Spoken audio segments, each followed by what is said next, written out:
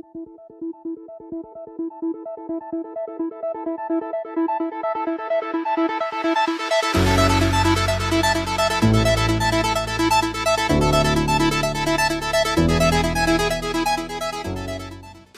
selamat pagi, selamat siang, selamat sore, selamat malam, selamat datang kembali di channel Kawan Review. Seperti biasa, ada Bambang di sini. Ya, Bambang Zen. Ya, ada Zen di sini menemani kalian. Seperti biasa, kalau sudah ada video ini berarti ada ulasan film atau serial. Sebelum aku mau ngomongin soal filmnya lebih lanjut, aku mau ngumpulin nih orang-orang yang kebetulan suka banget sama PlayStation. Sama dong kita ya. Ya sekarang emang udah sampai seri kelima. Cuma terakhir yang aku punya itu PlayStation 3 dan itu pun udah dijual. Mainnya pun bentar doang karena nggak ada waktu juga. Oke, aku tidak membahas secara rinci tentang PlayStation, tapi aku ngomongin soal game yang kebetulan juga pernah rilis di PlayStation. Loh, apa hubungannya Monster Hunter dengan film yang akan ku review ini? Ada dong coy. Kenapa? Film yang bakal ku ulas ini mengadaptasi dari game yang kebetulan punya pasar penggemar yang sangat banyak. Secara game ini kalau nggak salah bakal ada seri terbarunya di PlayStation 5 atau Xbox seri terakhir gitulah. Trailer film ini ternyata nggak sesuai ekspektasiku. Ibarat film yang kepalang Sangyeon. Jangan ada jorok, makku nonton soalnya. Nanti diprotes. Terus buru-buru pengen dikeluarin, terus takut digrebek sama orang. Ngerti ya? Sebenarnya perumpamannya agak aneh. Tapi begitulah ya. Ya, film ini kayak banyak kurangnya dan kayak film yang terasa diburu-buruin. Nggak tahu apa kalian setuju atau tidak dengan pendapatku. Selamat datang di channel Kawan Review. Ini dari review singkat film Monster Hunter. Get into ours. My God.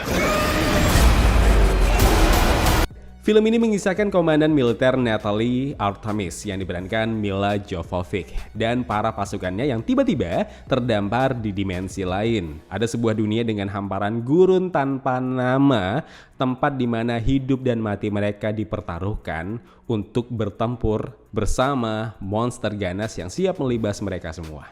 Serius demi apapun, aku tuh baru tahu ternyata yang ngedirect film Monster Hunter ini tuh lakinya, ya suaminya Milla Jovovich. Ini asli loh, beneran. Ini aku aja yang baru tahu atau kalian juga yang baru tahu nih? Oke, Paul W.S. Anderson. Tahu dong namanya, penulis sutradara yang kebetulan udah ngeluarin banyak film action, thriller kayak Mortal Kombat, kemudian Death Race, ada Alien vs Predator, sampai film-film Resident Evil yang kebetulan film yang turut dibintangi sama bininya sendiri, Milla Jovovich. Oke, beberapa film yang tadi ku sebutin sayang, itu adalah film-film yang digarap sama Anderson yang kebetulan punya genre yang hampir sama dengan Monster Hunter ini.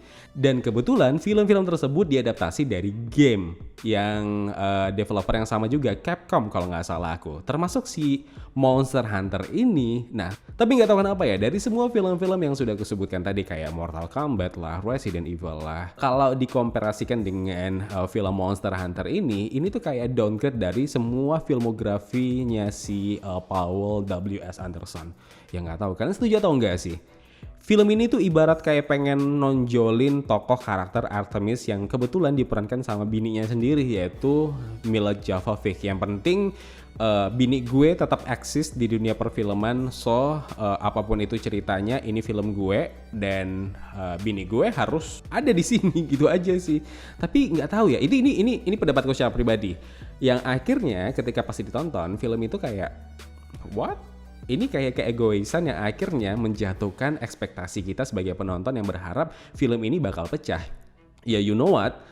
Film-film yang digarap sama Paul W. Anderson ini kebetulan emang bagus-bagus. Ya diantaranya kayak Resident Evil, terutama yang The Final Chapter yang terakhir itu aja, itu juga bagus loh. Beneran, dan gak tahu kenapa ketika nonton Monster Hunter yang kebetulan sama-sama diadaptasi dari game juga,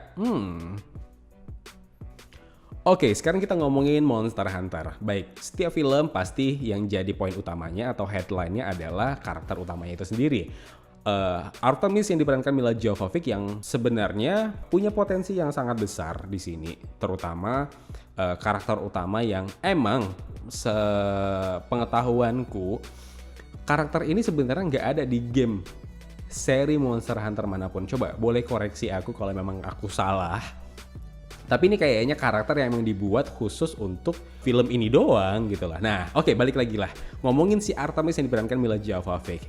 Tiba-tiba tenggelam dong gara-gara ada Tony Jaa. Ya, Tony Jaa yang kebetulan pernah main di film Ong Bak hadir sebagai second lead actor kayaknya sih, lebih cocoknya. Kenapa? Peran Mila Jovovich tiba-tiba tenggelam. Karena kenapa? Peran yang dibawakan Tony Jaa emang notabene dia itu sebagai The Hunter atau sang pemburu.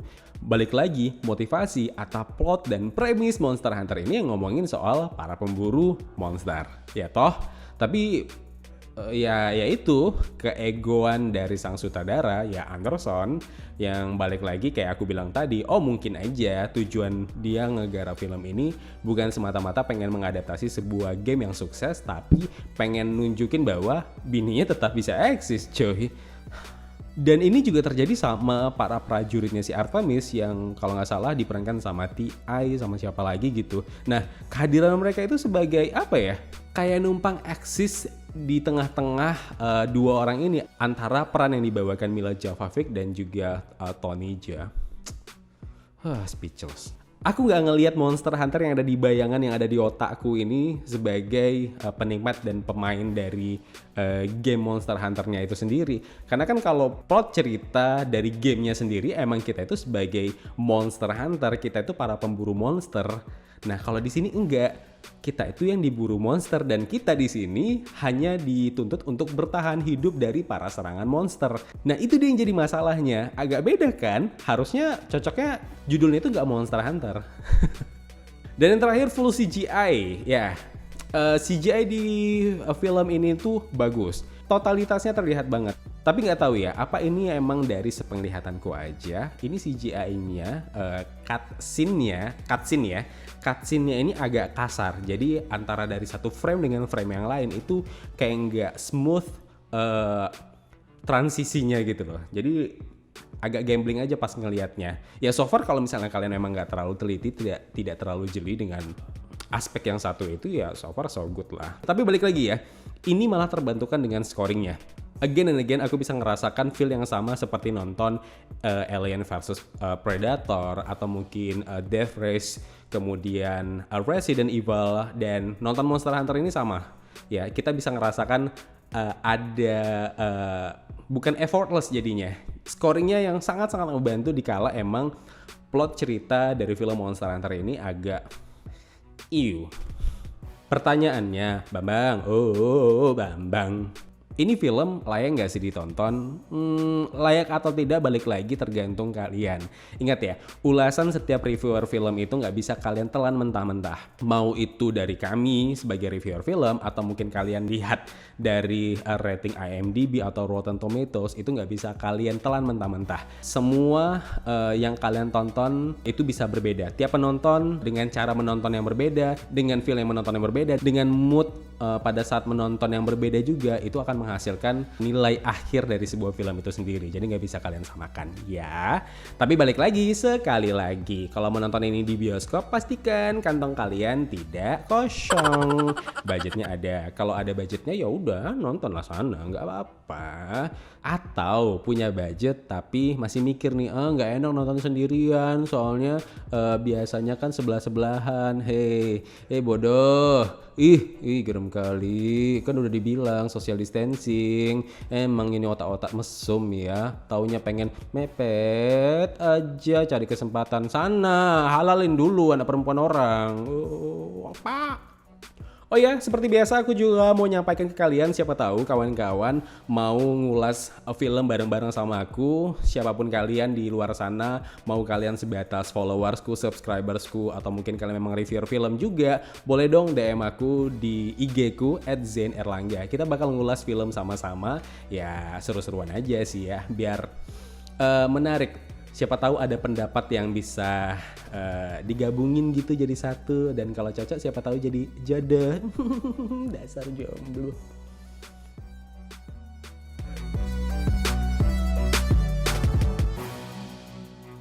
Oke, terima kasih telah menonton video review ini. Jangan lupa klik tombol like-nya kalau kalian suka, klik tombol dislike kalau tidak suka. Klik juga tombol subscribe dan bell notifikasinya biar nggak ketinggalan review film terupdate lainnya. Kalau gitu aku Zen pamit undur diri. Terima kasih. Jaga kesehatan, tetap positif, dan jangan lupa bahagia.